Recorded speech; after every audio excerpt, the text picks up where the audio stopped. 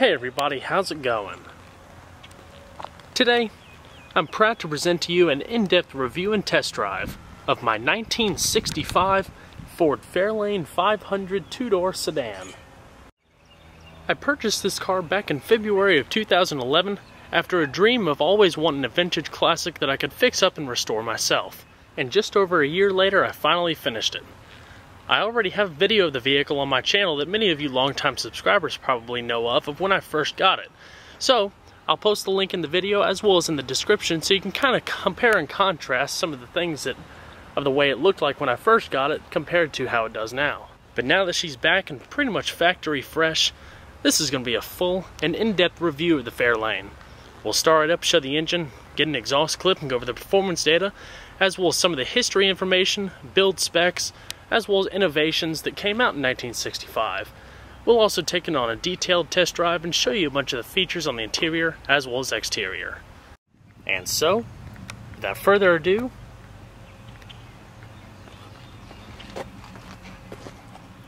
let's go ahead and start it up, let it run. I also have an original set of key blanks that I got cut to fit this vehicle that you would basically receive when you purchased the car brand new at the dealership back in '65. I'll show you in just a second that they actually are pictured on the original owner's manual itself, so they are in fact the correct key. On the back they say product of Ford Motor Company and have the Fairlane crest on the front. That's the door and the ignition key, and this one's the trunk.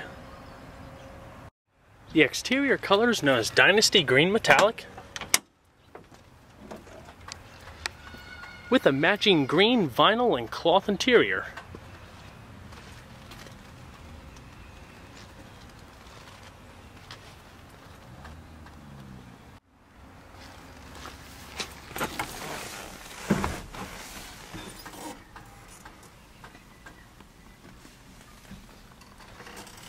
It is a 3-speed manual transmission located on the column. I know a lot of people have been wanting to know how that works, and I'll also go through that in a little bit.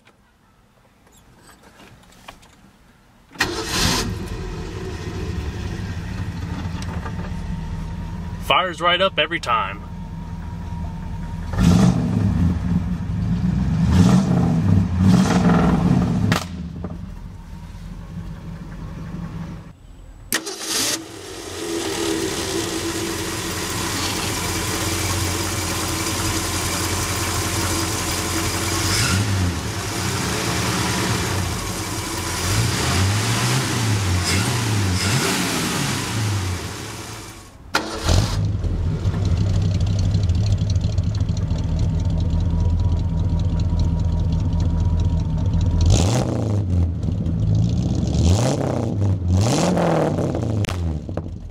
Specifically for the two-door sedan Fairlanes, the 500 trim was the top styling package of the vehicle.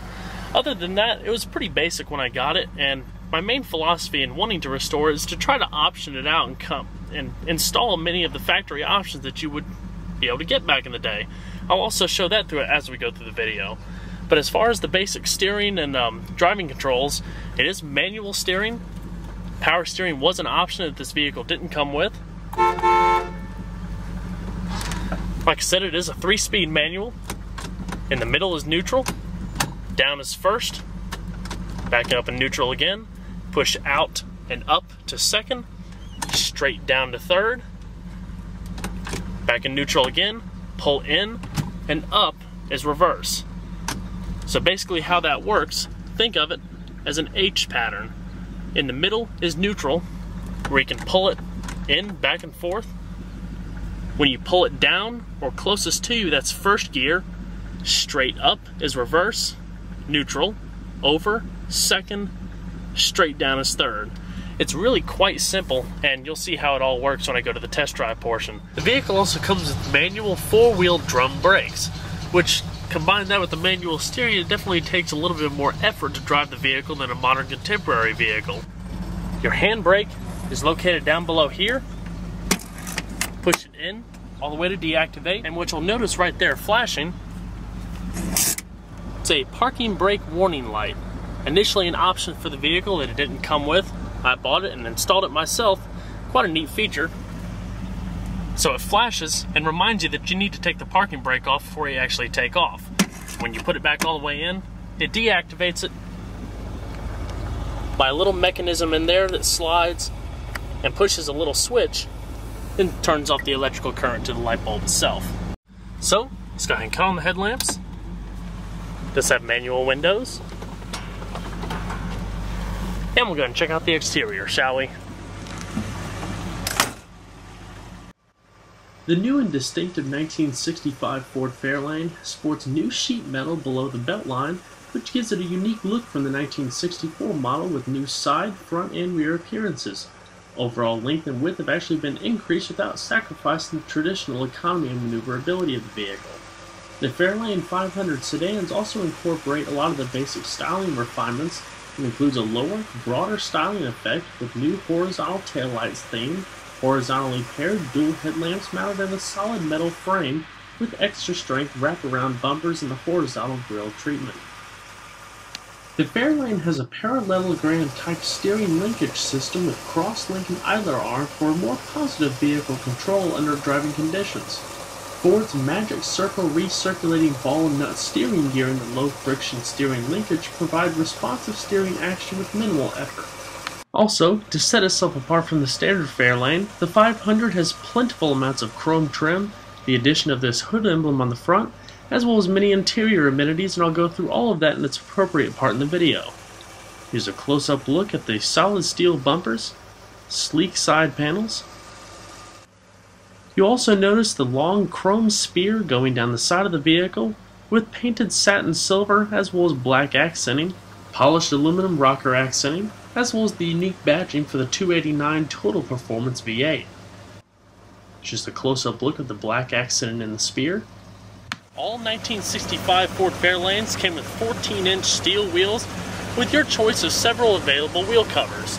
The particular ones that I have on there right now are the full 14-inch wire spinner covers.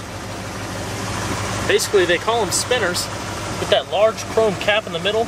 As the vehicle's traveling down the road, it actually looks like it's spinning. It kind of comes off the edge of the wheel cover a little bit. It's quite a nice styling cue with the Fairlane logo embedded in the blue center cap. These wheel covers are also available on many of other Ford's popular cars back in the day, including Mustangs, Galaxies, and I'm not sure if the Falcon you can get with these, but you pretty much get the idea. General Motors also had a variant for their popular vehicles. These are pretty unique and rare, as I was very lucky to be able to find them because they have the black dust covers behind them.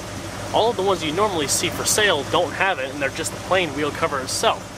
So it lets in to the actual steel wheel itself and its ugly appearance. That one is actually painted green to match the exterior, but it just wouldn't have looked good with all the clean chrome on the outside. The black dust cover definitely brings out the classic look. But enough about these particular wheel covers. Let's check out some of the other available options for the Fairlane 65. As far as the other wheel options for the Fairlane, this is the base option. They call them dog dish covers or poverty caps. And they just fit right over the middle here.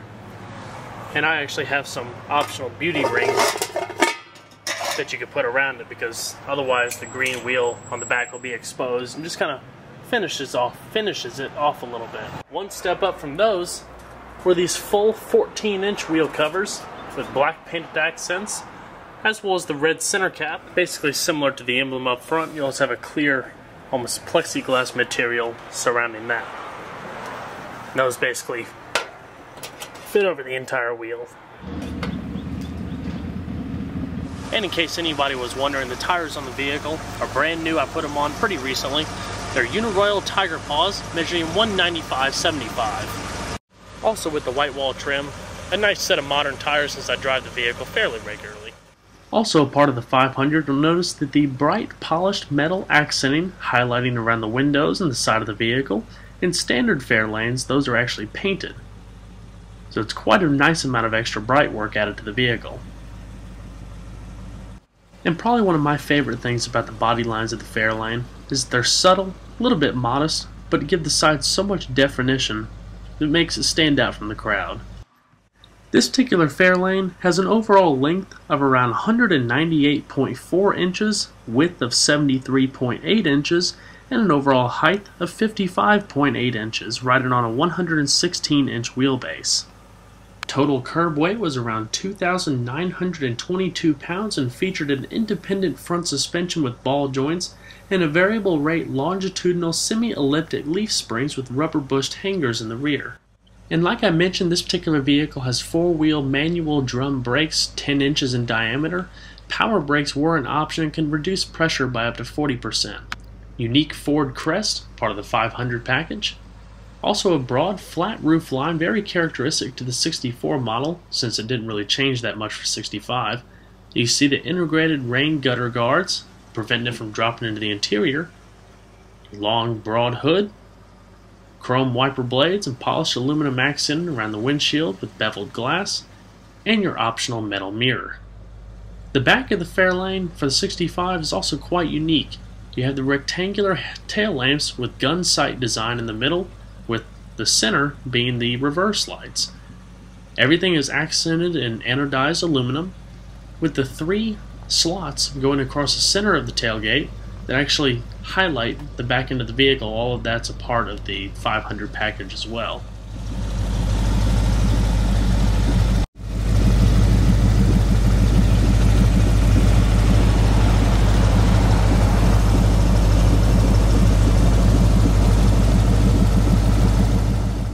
And just to highlight the slots and the block letters, that is actually supposed to be red, white, and blue, but I just bought a new one that was a little bit less pitted than the one that actually came on it before, so I haven't just gotten around to painting it yet. Your chrome trunk lock, fuel cap located behind the door with an aluminum gas cap. And as you can see, I've also replaced all the bumpers in that too, so you have a nice soft close.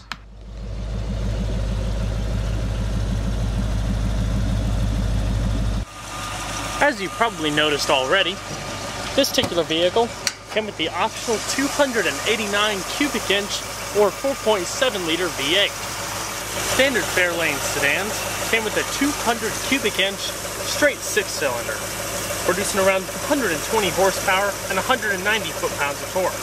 But with the optional 289, you definitely got quite a nice bump in horsepower. This particular one, the 2-valve V8, 2-barrel carburetor, and produces around 200 horsepower at 4,400 RPM and 282 foot-pounds of torque at 2,400 RPM.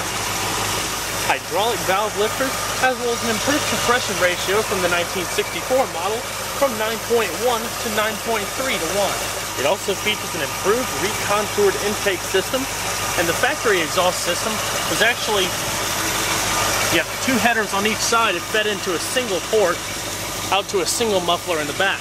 This one obviously has been affixed with the new dual exhaust system, but the improved system on the Fairlane actually allowed better breathing with the more improved intake to increase economy as well as top-end performance.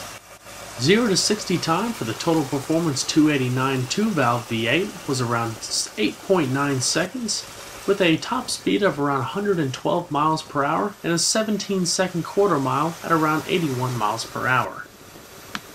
Also, with a 16.1 gallon fuel tank running on regular unleaded gas, it achieved an estimated EPA miles per gallon rating of 14 city, 18 highway.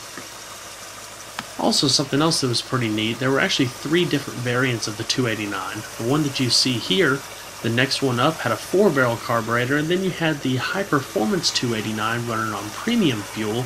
You got around 271 horsepower. I also added the factory option hood insulation pads.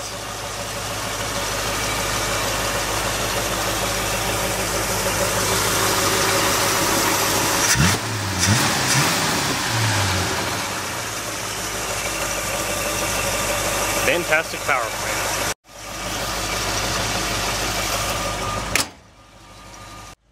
The Fairlane's doors are double-pane welded steel construction with rolled outer edges to form a sturdy box structure. It also features Ford's patented bear hug door latch system that basically is designed to clamp onto the latch and resist any vibrations or anything like that to prevent it from coming open in the case of an accident. All of the interior panels of this vehicle are all original. I've replaced all of the window weather stripping. You have your integrated side armrests, manual windows, manual mirror controls. You also have manual side vent windows. The vehicle also features Ford's posture-perfect seating arrangement. The seats were reupholstered to the original style, with the studs located in the back seat, but not necessarily the exact same material, those familiar with the Fairlane itself. This was actually done before I got it. Vinyl trim, soft velour, provides some nice amount of comfort.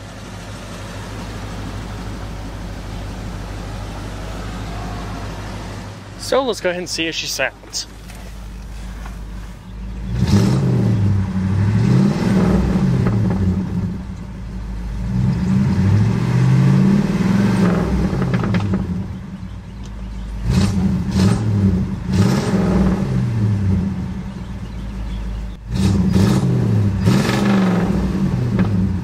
Absolutely fantastic exhaust note with the duals.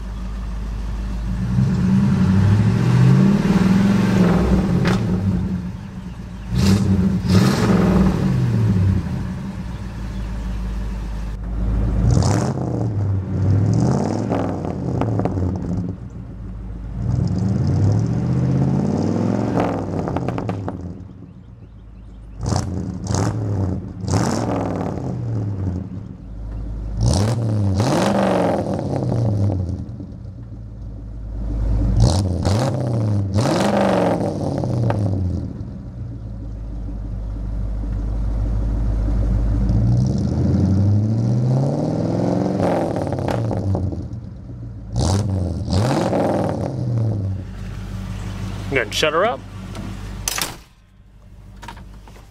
New instrument panel for 1965 features horizontal instrument cluster theme that replaces the previous round pod treatment. For improved visibility, the controls for the lights, windshield wipers, right air vent, and ignition switch has been moved to the lower edge of the cluster housing. You can also see the optional dash pad that was available for the vehicle with the polished aluminum trim and the chrome bezel, which is a part of the Fairlane 500 package.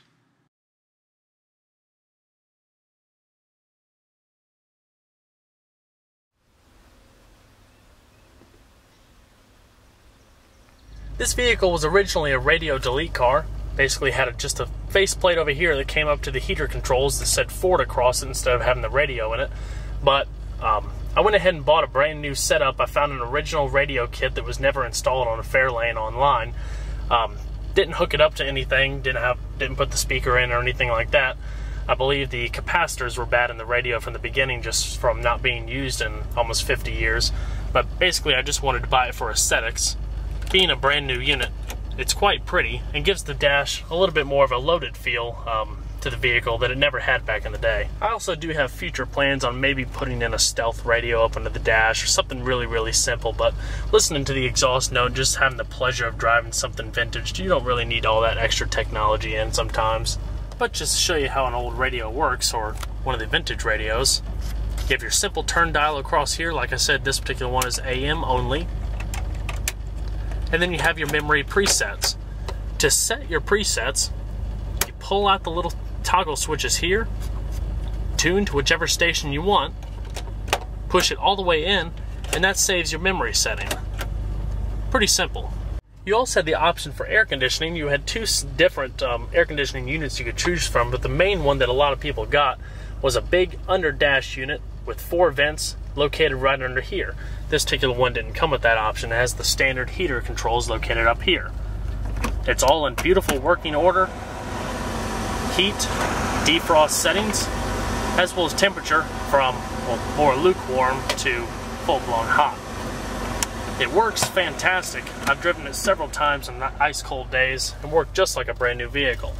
It actually comes out from right down there, and you can position, I don't know if you can see it, there's a little vent right there that you can position, whether you want it more towards this way evenly or more towards the right side of the vehicle. Instead of air conditioning, this is actually quite fine with me, you have 2 vents located underneath the dash there, as well as up under there. You activate the right one by pulling out here, the left one by pulling out down here, and that allows fresh air to come in from the outside. Over here, I can't remember which ones are which right offhand, but one of them is the oil light, one of them is the alternator light. It's a simple, easy to read gauge cluster with your fuel over here, temperature over here, and your horizontal speedometer. Turn signals,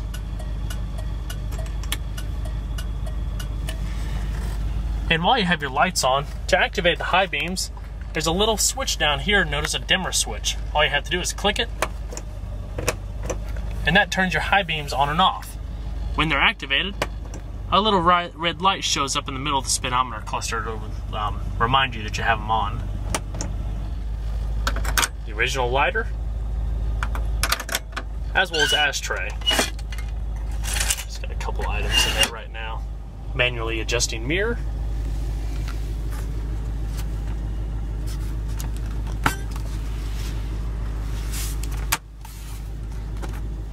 And show you some of the interior lights at night.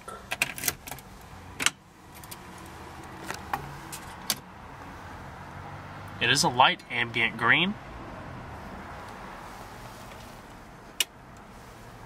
And the radio also illuminates. It's probably kind of hard to see in this light.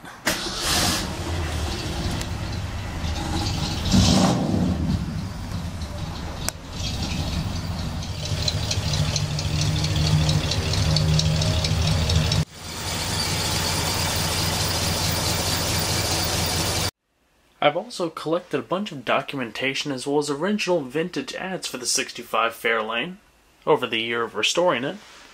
One being, that I mentioned at the beginning, that I've acquired an original owner's manual.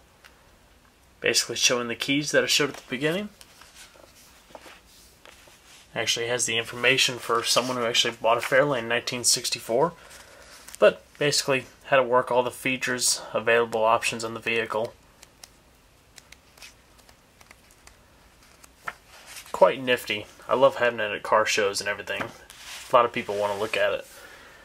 The next most pretty unique thing is an original sales brochure from 1965 with full illustrated pictures going over the different Fairlane models, the four-door sedans, the hardtop with its more rakish look. Some people ask me what the difference is between the hardtop and the sedan, and that's pretty much it for you. Basic Fairlanes without the 500 package. You don't have that spear, the chrome, the standard dish covers without the beauty rings I showed you earlier also, as well as available options to the vehicle. The only one I don't have is an analog clock up there, which is something I've always wanted to find, but they're just too doggone expensive if you ever find them. A couple of original ads.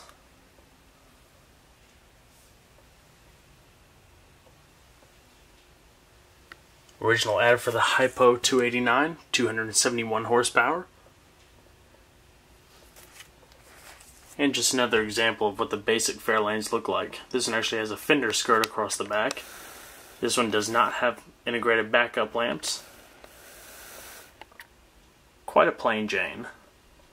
The vehicle also has the original seatbelts in it with the faux Moco stamp on the bottom. Unfortunately, the plastic clips broke off of the outside that you use to pop it as soon as I first got in the vehicle, the first time I got it. But I've been too stubborn to buy new ones. I'm just lift that clip up and it lets go. I just love originality so much, I don't want to get rid of them. So, I'm going to shut her down.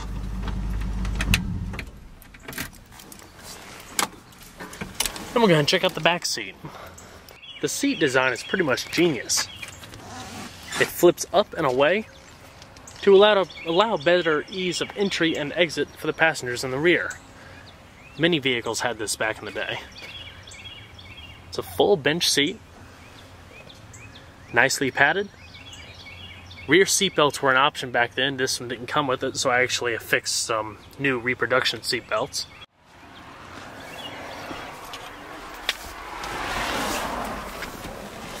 Very soft, padded, and comfortable, with plenty of leg room. I'm about 5'10", I have about 3 inches or so of head space.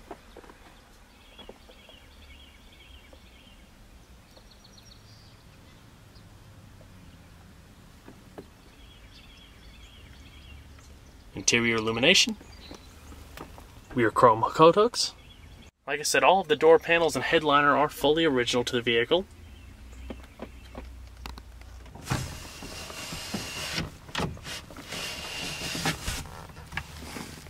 Rear ashtrays. and armrests. So let's go ahead and check out the rest of the vehicle, shall we? One of the first things I did to the vehicle, and I have a how-to video on how I did this on the channel already, was I completely restored the trunk back to factory specs and look. Definitely one of my favorite parts of the vehicle aside from the engine bay. I replaced all the rubber around here. New vintage reproduction jack instructions for the integrated bumper jack that I was also able to acquire over time. It bolts straight into the tire itself, and basically you just stick it up under the back or the rear or front bumpers and jack the car up that way. Brand new trunk mat that was never installed. Undercoated the side panels. And it's a fantastically large trunk. Perfect for traveling.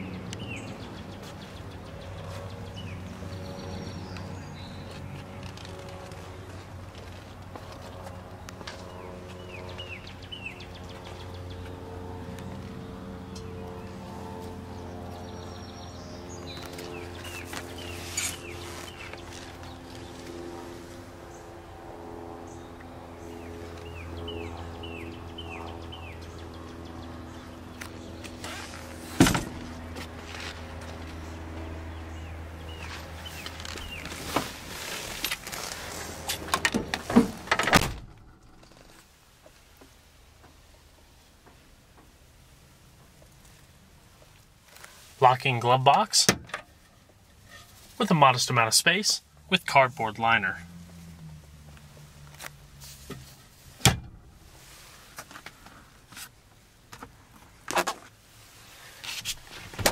Fantastic vehicle. Being that this particular body style only lasted 1 year definitely makes it more special in my book. You definitely don't see a whole lot of them anymore. Many of them were either wrecked or rusted out back in the day, especially being a more quote-unquote common vehicle being one of these sedan counterparts. Most of the ones that you see today are the sport coupes and hardtop models. Therefore, makes these models a lot less common to see in the modern day. Now we'll go ahead and take a quick test drive, both first and third person clips.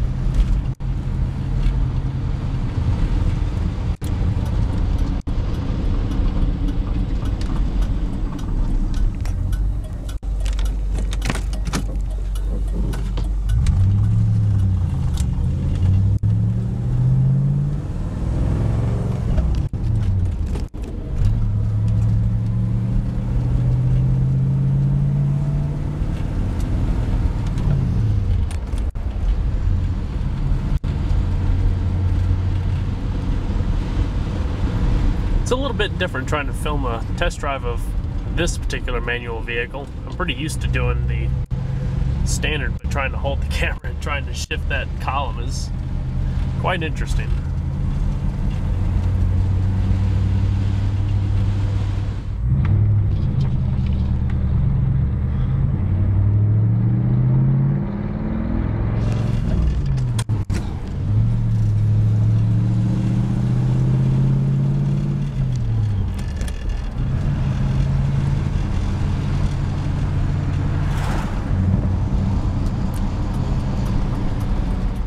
Go ahead and put the windows down. I want you to be able to hear the exhaust a little bit better as we go between these buildings up here.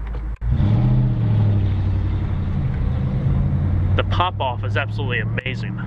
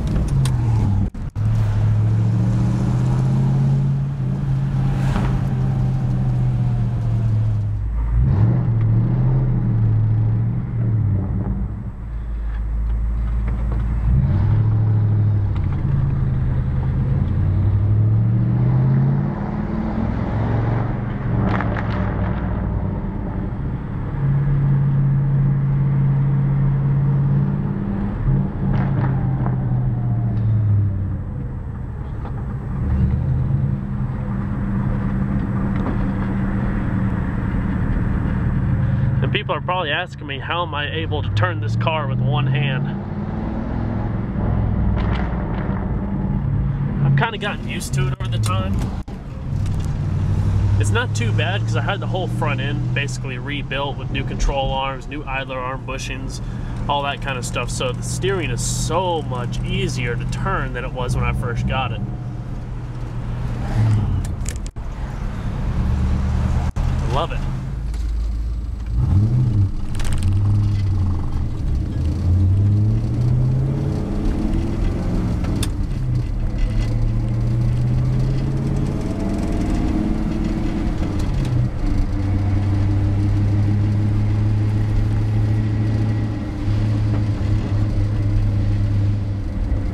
Hits the road so much better with those suspension upgrades. I mean, the last thing that I did and the most expensive thing to the front end was rebuilding of the upper control arms. You can't buy replacements for a 65 Fairlane, at least I can't find them. The ones for the 66 and the ones for the 65 Mustangs are incompatible. So basically you had to buy the bushings and pray that the actual original control arms themselves haven't been worn down. The car handles so much better. It still doesn't handle good. I mean, these cars weren't built for taking corners or anything like that, so if you take it too fast, I mean, even if you take a sharp corner at 35 miles an hour, you can start to feel the wheels kind of slipping out from under you. So it's kind of a little bit of a different beast, so to speak, that you kind of got to get used to if you're used to a tight handling vehicle.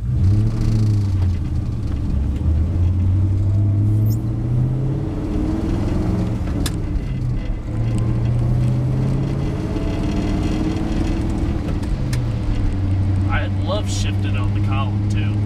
It's so interesting. Like, a lot of people, when they first look at it, they're like, oh, it's an automatic, and I'm like, no, it's a manual. They're like, what? It's pretty unconventional. It came on a lot of like more basic model cars, I guess, but even in the more higher trim you can opt for it. That's what I like about older vehicles. Like, back then they were so customizable, you can pretty much get whatever you want on them.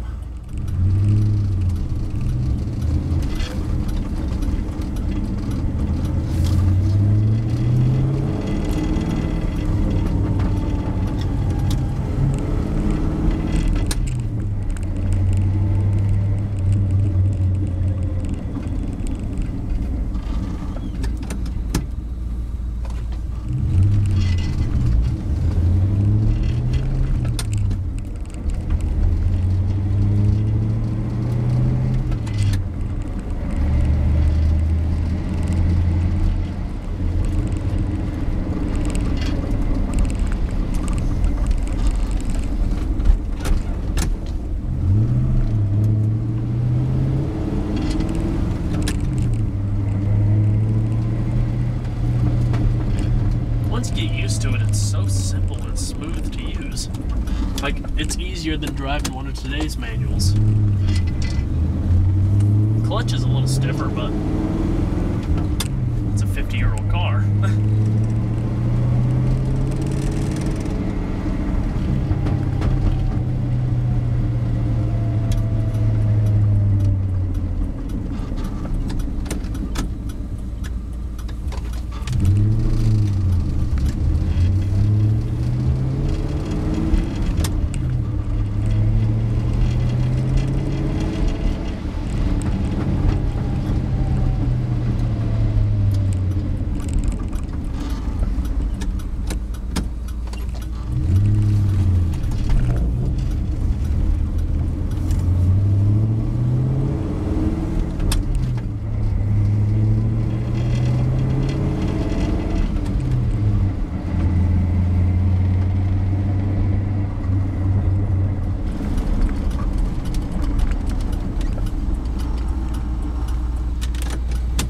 So let's go ahead and stretch your legs right quick.